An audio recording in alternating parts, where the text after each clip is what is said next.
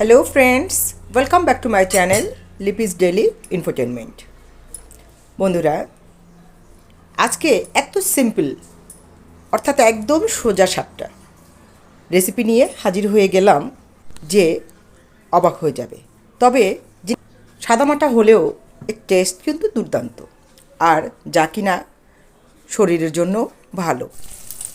রোজা রাখার পরে এই সিম্পল খাবারগুলা খুবই ভালো লাগবে আশা করি। দেখতেই পাচ্ছ বন্ধুরা, আমি ফ্রাইং প্যানে পাবদা মাছ ভেজে নিচ্ছি। আর এই মাছগুলোকে মোটামুটি ভালো করে একটু কড়া করে ভেজে নেব। যেহেতু মাছগুলো একটু নরম থাকে তাই ভেজে নিয়েই রান্না করতে হবে। এবং যে ফ্রাইং প্যানে রান্না করব আমি, সেটাতেই পরিমাণ মতো তেল দিয়ে দিচ্ছি। খুব বেশি তেল যে লাগছে তাও কিন্তু না। দিয়ে দিচ্ছি একটু তেজপাতা ফোড়ন।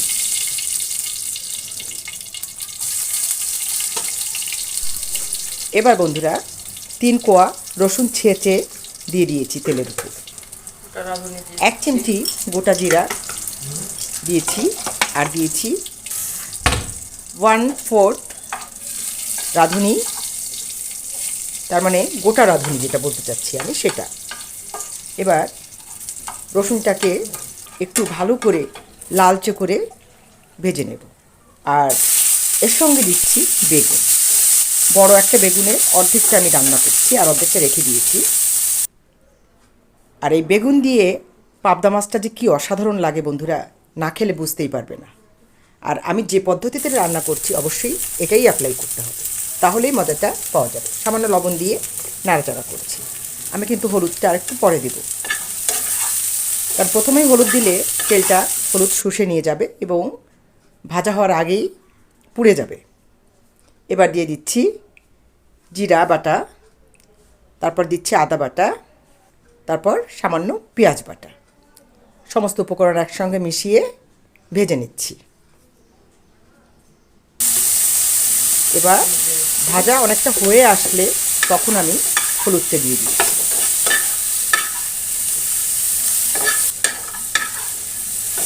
ভালো কথা, সাবস্ক্রাইব করেছো তো? যদি না করে থাকো তাহলে অবশ্যই সাবস্ক্রাইব করে বেল বাটন প্রেস করে আমার সাথে থাকবে। আর দেখো, তোমাদেরকে রিকোয়েস্ট করতে করতে এর ফাঁকে কিন্তু আমি পরিমাণ মতো ঝোল দিয়ে দিয়েছি। এবার সামান্য ধনিয়া গুঁড়ো আর সামান্য লাল লঙ্কার গুঁড়ো দিয়ে দিচ্ছি। ভালো করে নেড়ে চেড়ে ঢাকনা দিয়ে ঢেকে বেগুনটা গলে যাওয়া পর্যন্ত ওয়েট করব।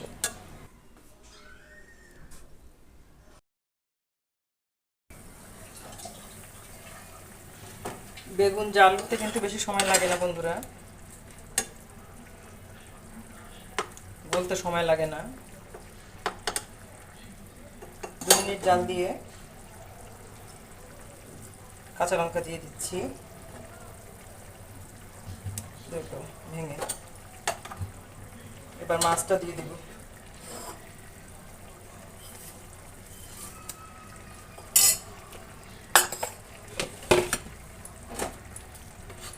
অল্প তেলে এত চমৎকার রান্না হয়, কি আর বলবো বন্ধুরা।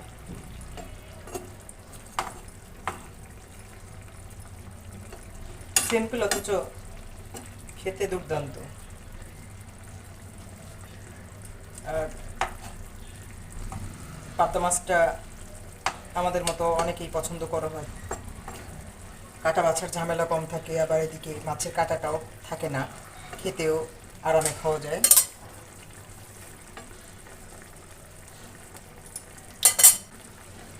আরও কয়েকটা মশলা দিতে হবে, চলে যেন যেন খুব সাবধানে উল্টে দিতে হবে। পাবদা মাছ এমনিতেই নরম,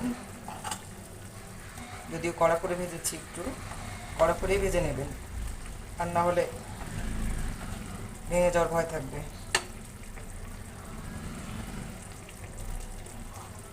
ভিডিওটি ভালো লাগলে অবশ্যই লাইক কমেন্ট শেয়ার করতে কিন্তু ভুলো না বন্ধুরা।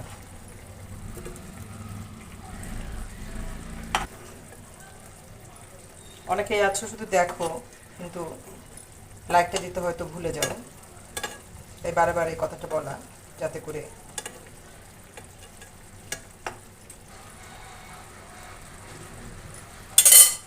এবার ধনিয়া পাতা কুচি ছড়িয়ে দিব।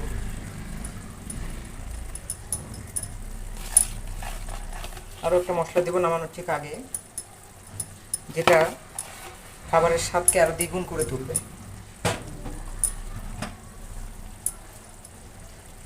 বেশি নাড়াচাড়া করা যাবে না, নাড়াচাড়া করলে আবার মাছটা সমস্যা হয়ে যাবে। যত কম নেড়ে পারা যায়। খুব তাড়াতাড়ি কিন্তু এই রান্নাটা হয়ে যায়, বেশি সময় লাগে না। একটু ঝোল ঝোল করে রাখবো। এবার যে মশলাটা দেওয়ার কথা বলেছিলাম সেটা দিব।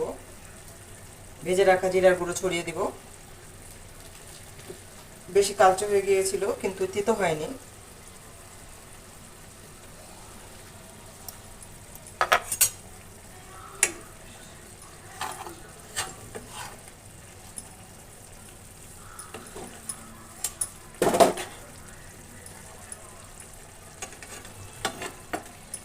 এবার নামিয়ে নেব বন্ধুরা, নাহলে মাছগুলো আর আস্ত থাকবে না, ভেঙে যাবে।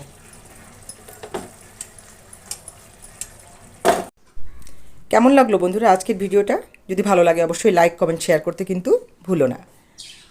আর যে সকল বন্ধুরা এতক্ষণ শুধু দেখলেই, আমি বললাম তাও শুনলে না, তবুও বলছি আবারও, সাবস্ক্রাইবটা করে সাথে থেকো। আর পরবর্তী পর্যায়ে নতুন কোনো ভিডিও নিয়ে চলে আসবো, তার জন্য অপেক্ষা করো। আজ এই পর্যন্তই, ভালো থেকো সবাই, টাটা।